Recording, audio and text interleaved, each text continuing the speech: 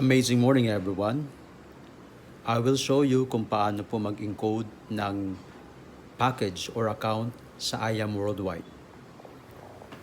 So basically, bibili po tayo ng package sa office. Mayroon tayong form na pinipilapan at binabayaran doon. Pagkatapos, i-claim mo yung product. Upon claiming, ibibigay nila sa iyo ang form na inyong pinilapan with this receipt that contains the numbers like the ID number, the activation number, the PIN number, of course, and yung reference number, yung this one, F018. Yun po ang reference number. So yun po yung mga mahalagang numero para sa pag-activate ng account. So ipapakita ko po sa inyo kung paano mag-encode or mag-activate ng isang account. So ito yung ating back office.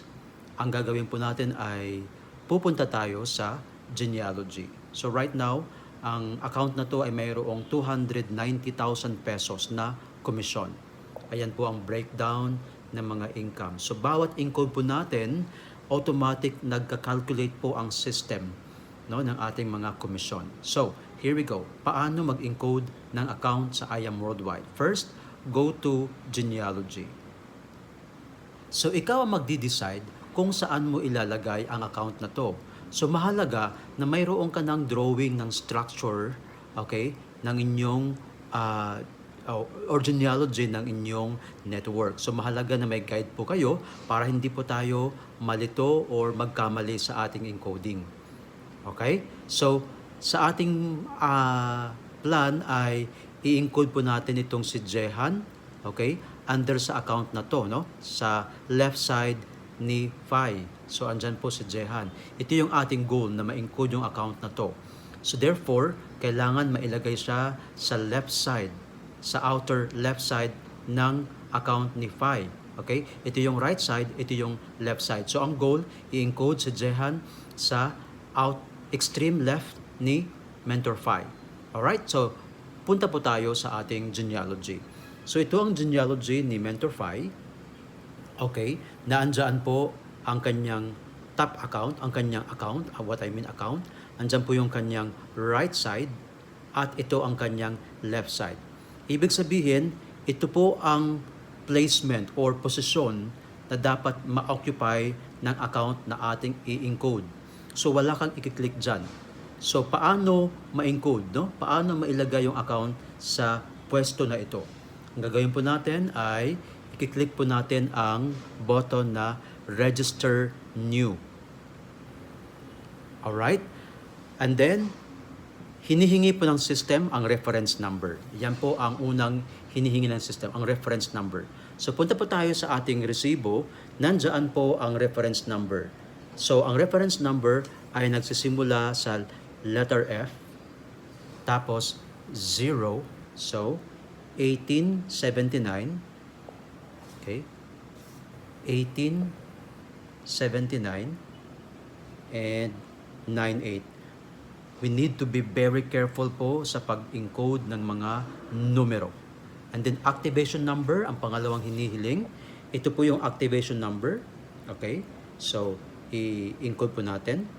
9739478616. Okay, i-review po natin. 9739478616. Mahalaga po na nire-review po natin ang mga numbers para hindi po tayo magkakamali. Next is the PIN number. Nandyan po ang PIN, alright, 6 digit. Okay, we will put 632333.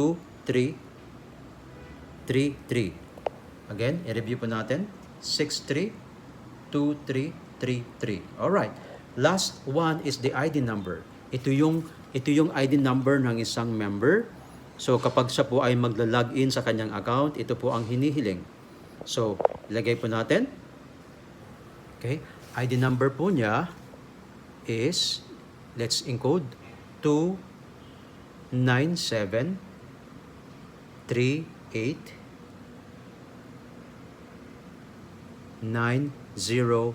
I-review po natin. Okay? Ito po siya. ID number 297-38902. Alright. So, once ma-input natin ang apat na yan na boxes, okay, i-click mo lang po anywhere dyan po sa inyong back office at mayroon kayo makikitang pop-up notification dyan. Let's do it. Ayan po. It means valid activation code, new member. So, ayan po. Very important na tama lahat ang mga numero kasi isang number po dyan na hindi po tama, hindi nyo po makikita ang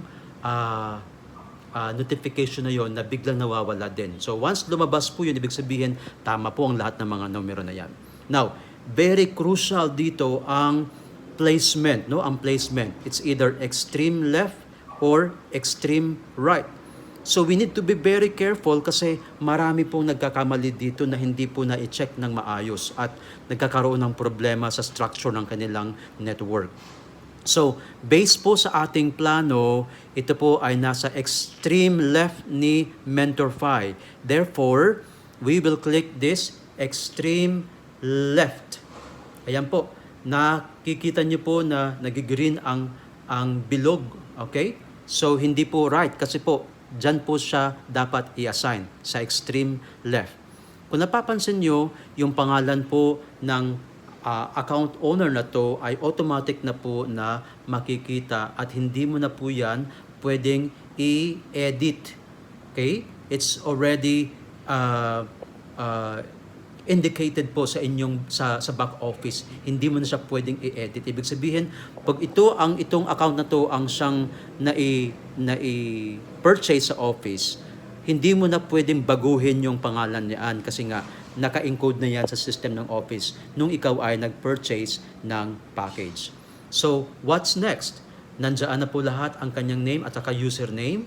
Username niya po is same with the ID number. Automatic po yan na mag-fill up. Alright? Ang password ay, of course, gagawa ka lang po ng generic password dyan para madaling maalala at madaling mag-gets ng ating mga members. So, mag-generate po tayo ng password. So, ang gagawin mo lang po is just think of a password na very generic, na madaling maalala. Tsaka, pag ito na ibigay na po sa inyong mga members, orient nyo po sila kung paano mag-change password. Ayan po, nailagay na po natin ang password ng account na to. Ganun na po siya kadali. And then, all we need to do is click submit. So again, before nyo po i-click submit, you have to be very cautious. Kailangan tama yung placement kasi minsan, pag sa cellphone ang gamit natin, may tendency po na ang placement ay nagja-jump or nagja-switch sa isang side. Okay? So nangyari po sa amin yan, kaya nagka-problema kami at wala kaming evidence, kaya hindi po talaga siya na-vouch or naipaglaban sa office. So hindi kami pinayagan na baguhin pa, kaya wala tayong laban doon. Mahalaga po na bawat encode niyo po, mayroon kayong evidence like this, no? Para at least pag mayroong pong mga problema, ay mayroon tayong maipakitang resibo. Alright, so everything is done. Last step is click the submit button. So yan po, extreme left, submit, and then there you go, registration successful. I-click po natin yan, and then punta po tayo sa genealogy to check po kung nandoon na po ang pangalan ni Jehan.